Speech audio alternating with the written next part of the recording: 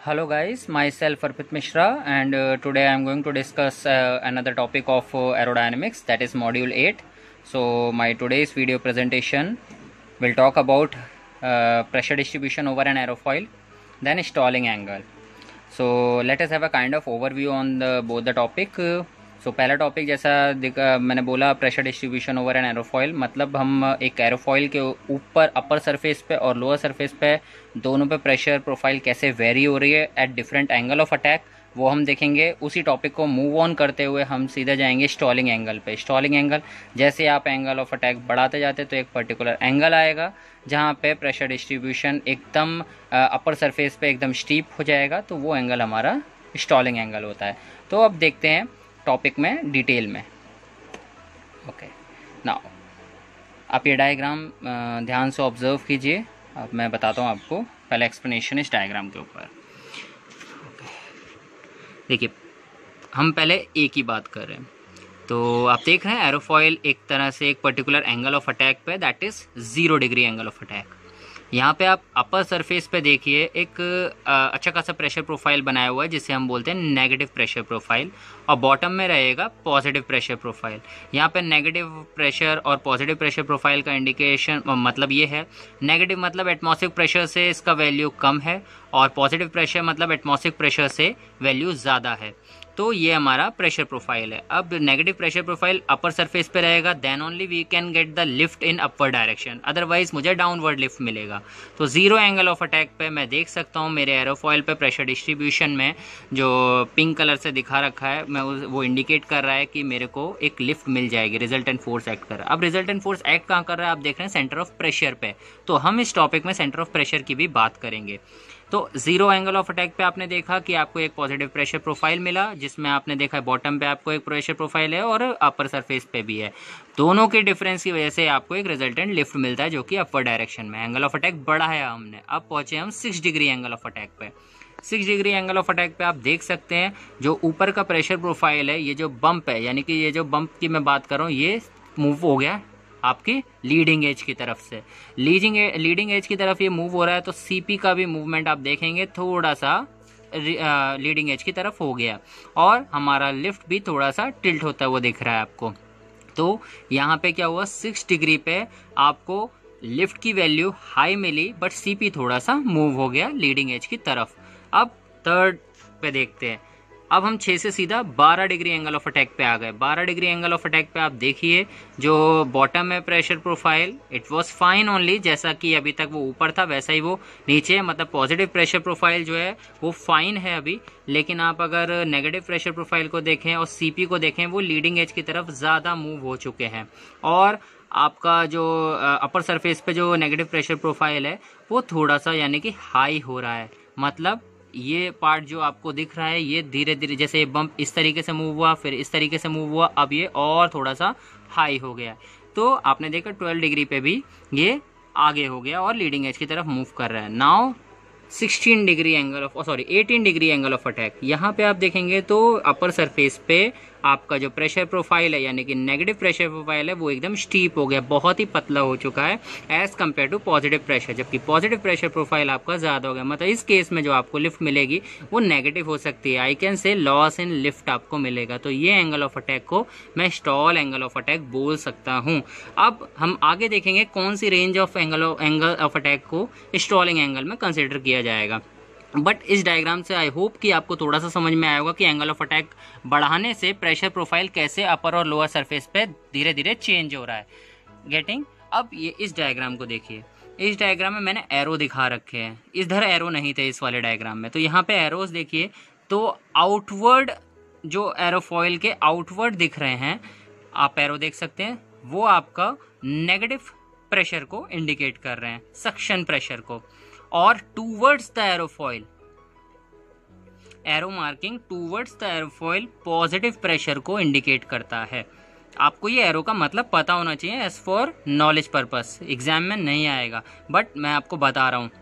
Sir ये arrow जो aerofoil से अवे मार्क दे रहे हैं, मतलब ये हमारे नेगेटिव प्रेशर की बात कर रहे हैं। जो टूवर्ड्स एरोफॉइल हैं एरो, वो हमारे पॉजिटिव प्रेशर की बात कर रहे हैं। पॉजिटिव और नेगेटिव प्रेशर क्या है मैंने पहले ही बता दिया आपको। तो आप ध्यान रखिएगा, पॉजिटिव प्रेशर एटमॉस्फेरिक प्रेशर से बड़ी value, negative pressure atmospheric pressure से कम वैल्यू। जब सक्शन प्रेशर प्रोफाइल जितनी ज़्यादा होगी उतनी बेहतर आपको लिफ्ट मिलेगी। Now let's move towards next slide. हाँ, अब यहाँ पे देखिए,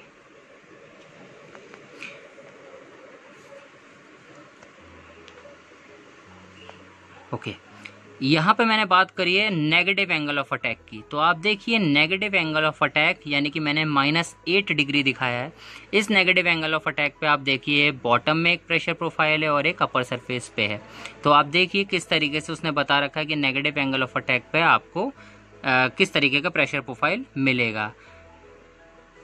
नाउ अब एंगल ऑफ अटैक नेगेटिव से पॉजिटिव किया तो आप प्रेशर प्रोफाइल में चेंज देखिए, जैसा हमने प्रीवियस डायग्राम में देखा उसी से कंपेयर आप कीजिए। उसके बाद हमने बढ़ा के देखा 10 डिग्री पे, तो देखिए 10 डिग्री पे आपका सीपी हमारा कहाँ लीडिंग एज की तरफ मूव कर रहा है।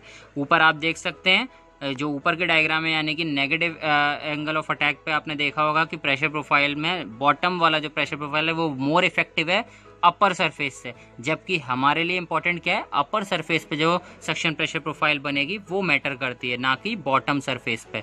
तो आपको ये डिफरेंस पता होना चाहिए।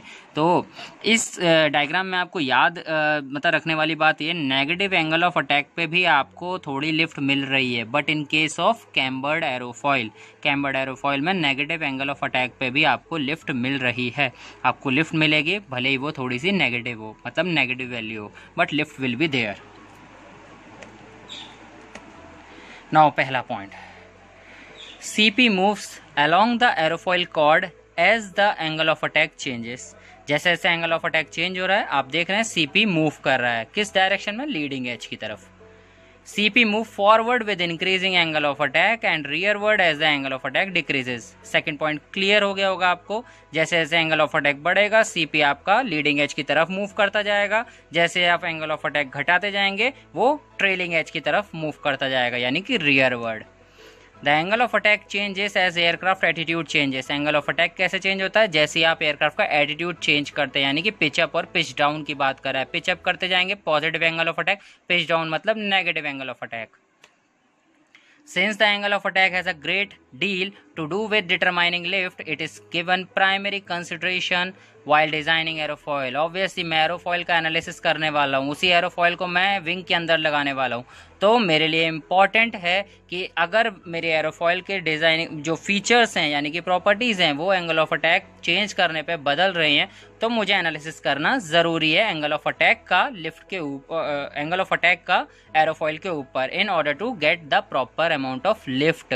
And of course I want to calculate कि ड्रैग भी कैसे प्रोड्यूस होगा और कितना देगा, तो इसीलिए हम लोग स्ट्रीमलाइंड एरोफॉइल का प्रिफरेशन करते हैं। तो ये पॉइंट का मतलब यही है कि आपको पता है कि एंगल ऑफ अटैक वेरी होने से लिफ्ट आपको पता लगती है कैसे चेंज हो रही है, तो आपका ये इम्पॉर्टेंट कंसिडरेशन हो जाता है एरोफॉइल को डिज़ाइन करने से पहले। Now in a properly designed aerofoil lift increases as angle of attack is increase. तो मैं बोल सकता हूँ यहाँ पे लिफ्ट जो है मेरी डायरेक्टली प्रोपोर्शनल है एंगल ऑफ अटैक के। जैसे जैसे एंगल ऑफ अटैक बढ़ाते जाएंगे CP आपका लीडिंग एज की तरफ मूव होता जाएगा और लिफ्ट वेक्टर आपको हाई मिलता जाएगा, और ऊपर यानी कि एरोफॉइल के अपर सरफेस पे सक्शन प्रेशर प्रोफाइल भी हाई होती जाएगी और लीडिंग एज की तरफ मूव करती जाएगी। Next point, when the angle of attack is increased gradually toward a positive angle of attack, the lift component increases rapidly up to a certain point and then suddenly begin to drop off।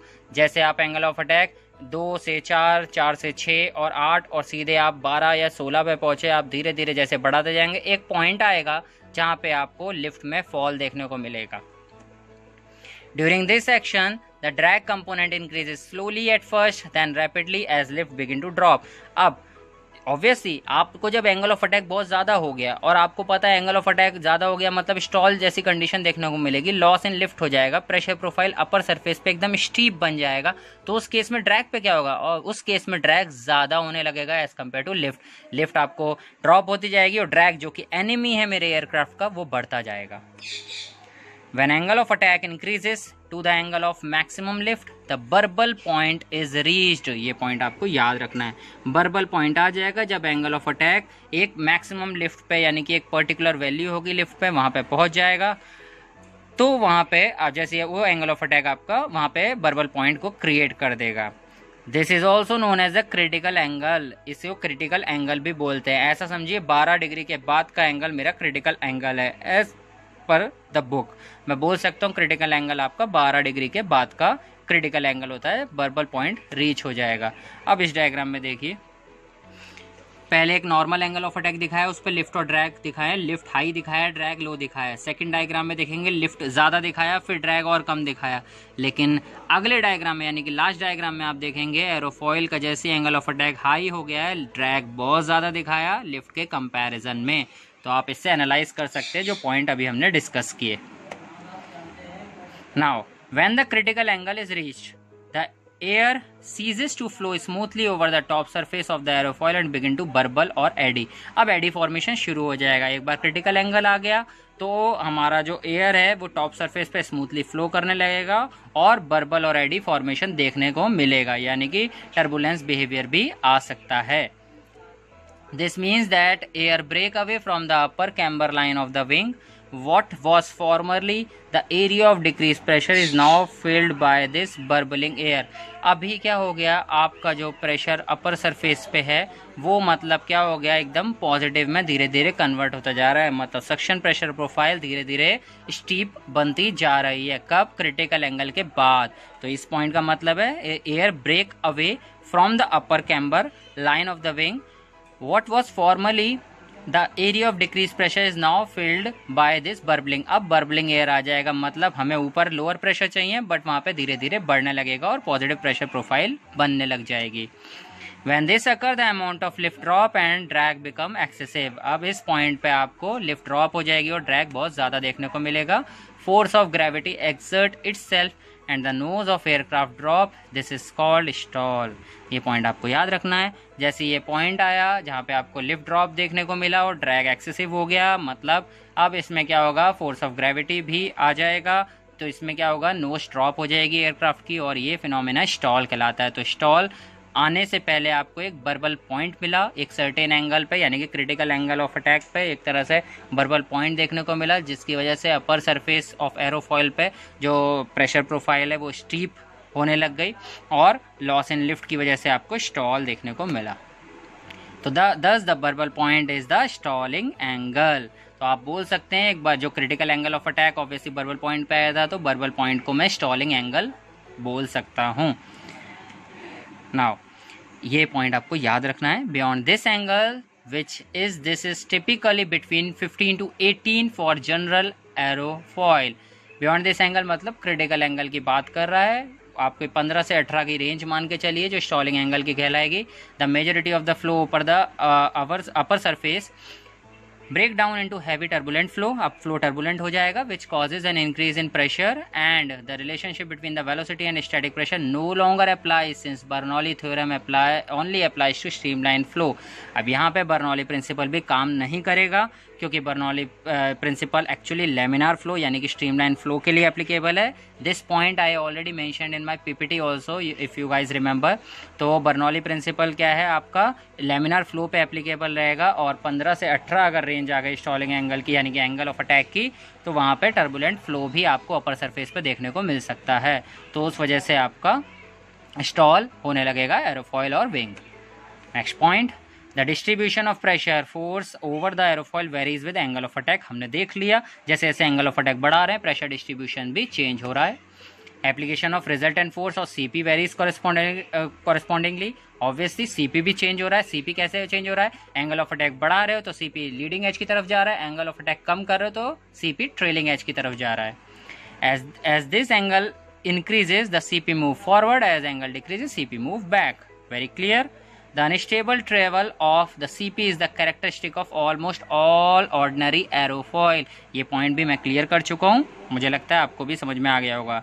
अगर CP मेरा बहुत तेज़ी से यानी कि gradually move करता जा रहा है लीडिंग एज की तरफ, तो वो एक अनस्टेबिलिटी है। तो ये जनरली मुझे हर एरोफॉइल में देखने को मिलेगा, क्योंकि मैं एरोफॉइल का इस्तेमाल करने वाला हूँ अपने विंग के अंदर। The efficiency of the wing is measured in term of lift to drag ratio. तो एरोडायनेमिक एफिशिएंसी की अगर बात करें तो वो डिफाइन होती है L/D रेशो से, lift to drag ratio. Lift to drag ratio varies with angle of attack but reaches a definite maximum value for a particular angle of attack। ये वैल्यू आपको मैंने बताई थी 6 डिग्री है as per AC curve mode. आप एक बार refer ज़रूर करिएगा बुक। तो लिफ्ट टू ड्रैग रेशियो का एक वो कर्व भी है, उसमें मैंने उस कर्व में भी मेंशन है 6 डिग्री आपका एक मैक्सिमम वैल्यू दे रखा है। उसके बियॉन्ड आप जाएंगे तो आपको एफिशिएंट लिफ्ट नहीं मिल पाएगा। मतलब एक ऐसा एंगल ऑफ अटैक 6 डिग्री जो मैक्सिमम बता रहा है L/D मैक्स का, वो ऐसा है कि आपको एक अच्छी लिफ्ट मिलेगी विदाउट इंक्रीजिंग इन ड्रैग। ज़्यादा ड्रैग में इंक्रीमेंट नहीं होगा उस 6 डिग्री पे। At this angle the wing has reached is maximum efficiency. L/D ratio obviously maximum efficiency बता रहा है, एरोडायनेमिक एफिशिएंसी बता रहा है एरोफॉइल की, तो यहाँ पे उसी के बारे में बात कर रहा है। The shape of the aerofoil is the factor that determines the angle of attack at which the wing is most efficient. It is also determining the degree of efficiency। तो shape of the aerofoil भी आपका एक factor हो गया कि जो angle of attack को बता रहा है at which the wing is most efficient, wing efficient है जिस पे, and also determine the degree of. देखिए कैसे, अगर मैं फ्लैट प्लेट का केस, इस पॉइंट को एक्सप्लेन कर रहा हूँ मैं, अगर मैं फ्लैट प्लेट का केस लूँ, फ्लैट प्लेट में जैसे जैसे आप एंगल ऑफ अटैक बढ़ाते हैं तो centre of pressure trailing edge की तरफ जाता है, ना कि लीडिंग एज की तरफ, और वो एक स्टेबिलिटी प्रोवाइड कर रहा है देखा जाए। बट मैं फ्लैट मेरा प्लेट है, मैं उसको अपने विंग में तो इस्तेमाल नहीं करना चाहूँगा। मैं जनरली स्ट्रीमलाइन बॉडी यानी कि एरोफॉइल का इस्तेमाल करूँ। तो वहाँ पे ये बोल रहा है शेप ऑफ एरोफॉइल भी जो है वो भी डिटरमाइन करती है एंगल ऑफ अटैक जिस पे विंग मेरा ज़्यादा एफिशिएंट है, एंड डिग्री ऑफ एफिशिएंसी भी।